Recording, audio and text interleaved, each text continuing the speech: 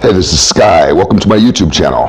Go check out my website at skysworld.com for life coaching and mentoring. It's Sunday, bright and early, daily discipline. Mind, body, and soul. This is how we get through. Let's get into our study group for warriors. If you're new to the channel, this is how we get down every single Sunday. I go through my notes. I study every single day. I take notes on what I study. I hope you guys are doing the same. Let's get into it. Today's talk is about the man who woke up. The man who woke up. Let's talk a little bit about truth. Then we'll talk a little bit about anxiety. I may get a little churchy in here today, talk about God, so don't get freaked out. I'm not here to try to convince you to be some kind of Bible-thumping Christian. But every man has to have a relationship with a higher power. I hope you do. Let's just get into it. Truth is not about politics, debate, or narrative. It's not about what you see in the news. It's not about who's right when you're with your friends at the bar and you're talking about current events or sports. Truth is not about the agenda that you push, that you activists want to live by. It's not about anything like that. It's a way of life. And truth is specifically a connection to God. Truth is sacred. It's holy. Politicians don't own truth. The media doesn't own truth. The dictionary doesn't own truth. Scientists don't own truth. God owns truth. It's just the way it is. Let's go to the next one. Conquer desire. Want nothing. You see, desire leads to attachment. Attachment leads to suffering. When you get lost in desire, you're guaranteed suffering.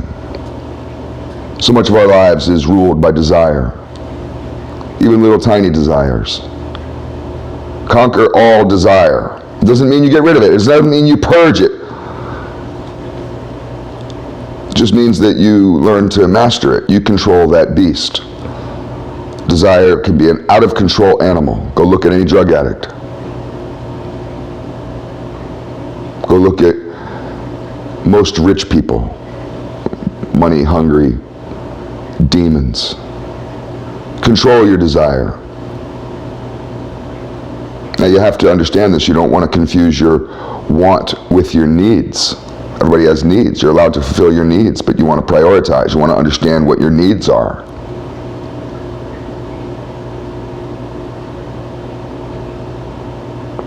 Let's talk about money just a little bit. Some people are so afraid of the fact that they don't have any money, and they let that hold them back from moving forward with certain ventures. For example, I've started many businesses, many businesses. I've started a lot of businesses. I don't have a lot of money, and I've never once gone to the bank begging for a loan. However, I have miraculously, go ask my brother, he scratches his head a lot. I've miraculously come up with money to start businesses. I've had investors, people that drop money on me just at the right time, just when I need it. And I know in my heart that if I have a good idea, I can do it. And I told myself a long time ago, I'm not going to let the fear of being broke stop me. Just because I don't have any money in my pocket right now doesn't mean it's not going to happen. And many times it does. You come up with a really good idea, it has to happen. The universe will figure out a way to make it happen. God will make it happen. And it always has with me. That's how I started my motorcycle shop. I started it without a dime. I didn't care. People laughed. How are you going to do this? You have no money. You live in the ghetto.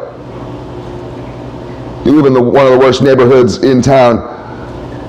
You have no money. How do you plan on doing any of this? Just watch me. I'll start somehow. I started in my carport with a fucking toolbox I bought from Pep Boys. Little bullshit ass toolbox I bought for $30. There we go.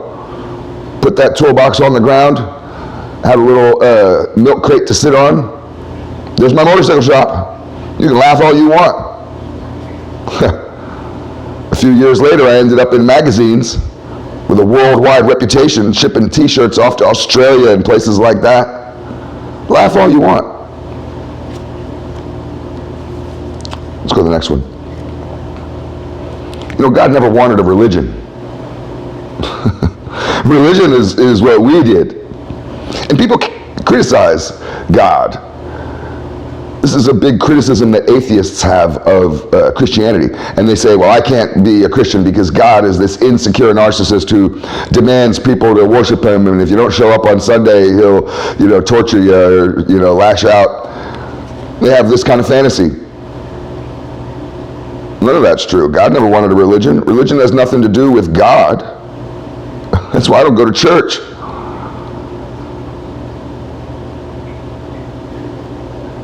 Here's what God wanted. God only had one plan for man. And it wasn't for him to build churches. He didn't create man to say, okay, now go and build churches all over, on every block.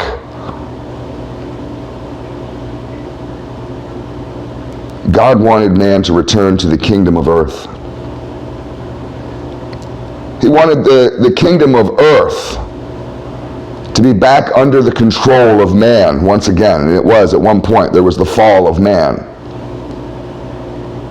God created man to be the shepherd of earth, the caretaker of earth. You are the ruler of this kingdom, at least you're supposed to be. That's your birthright. Every single man out there has a birthright as a leader. You're tasked to take care of everyone around you and of this planet. This is the burden of man. God's only plan was to return man to his kingdom. There's three kingdoms: the kingdom of heaven, the kingdom of hell, and the kingdom of earth, and each one of them has a ruler. Man is tasked to rule earth. Let's go to the next one. You can't control the future until you can learn to live in the present. That's a hard one for people to understand. There is no future, first of all. And there is no past. The past and the future are fantasies. They don't exist. All that exists is right here, right now. You can shake somebody until their neck breaks. A lot of people just don't get it. They live perpetually back and forth in the past, in the future, in the past, in the future. They never really live in the now. So many people try to inebriate themselves, and they chase various desires and vice to escape the now. They're so afraid of the now. They'd rather live in the depression of the past or the anxiety of the future. You control your future. You become the master of your future, the master of time, by releasing the past and focusing on the moment of now. When you're doing what you need to do, mind, body, and soul, in the moment of now, and your life is a succession of moments of now, you're guaranteed to reach your destiny. Let's go on to the next one. So about some anxiety for a little bit. You got time? Yeah, we still got a little bit of time. We're in an epidemic of anxiety. One of the ways that you get rid of anxiety, I can give you a bunch of tips here, but one of the ways is through faith. And faith is releasing your worries to God. You want to lighten your load. Cast out the demons. You can look at anxiety as a demon that's got inside of you and causing you to think about stuff you can't control. It's just causing fear. So you cast a demon out. When you cast something out, think of fishing. When you cast a line, you throw that sucker hard. You don't just kind of just toss your line in front of you. There's no fish right there. You got to cast it, throw it way out there as far as you can. Some people get really good at casting, and it's an art form of how to cast your line. These fly fishermen, they really get good at that, and they know exactly how to control that, and they cast it far. Cast those demons out.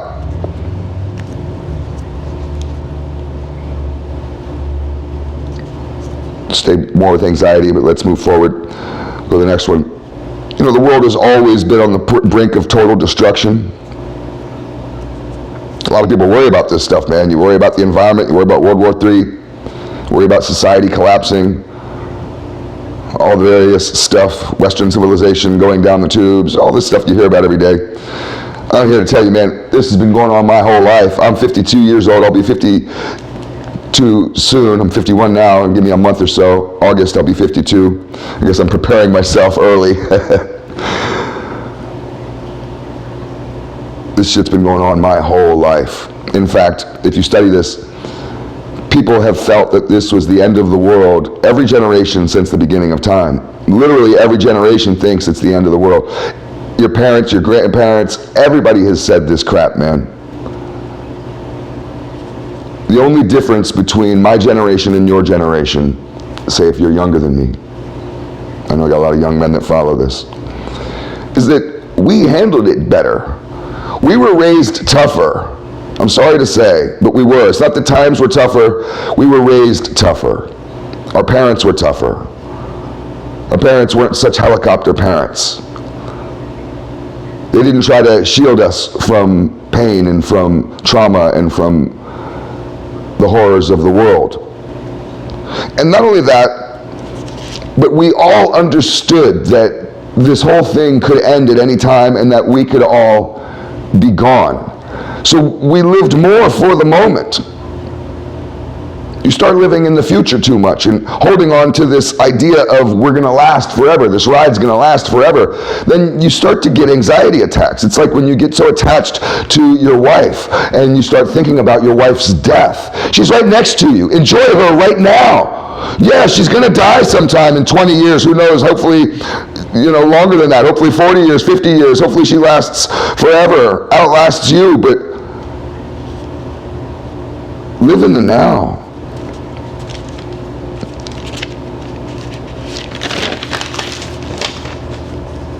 I got a whole bunch about anxiety. We got time? I don't know if we have time to go through all this. I may have to make another couple videos about anxiety. I got another 2 pages of it. Anxiety is weakness trying to distract you from the moment of now. It's a demon who tortures you. Anxiety kills your spirit of adventure. So retain your spirit of adventure and tell yourself this mantra: I allow myself to take risks and chances. Write that down and tell yourself that every day. Here's some tips real quick. We'll go over some tips because I promised you some tips to handle your anxiety. You conquer your anxiety attacks with exercise and positive affirmations. So you're in the middle of an anxiety attack right now.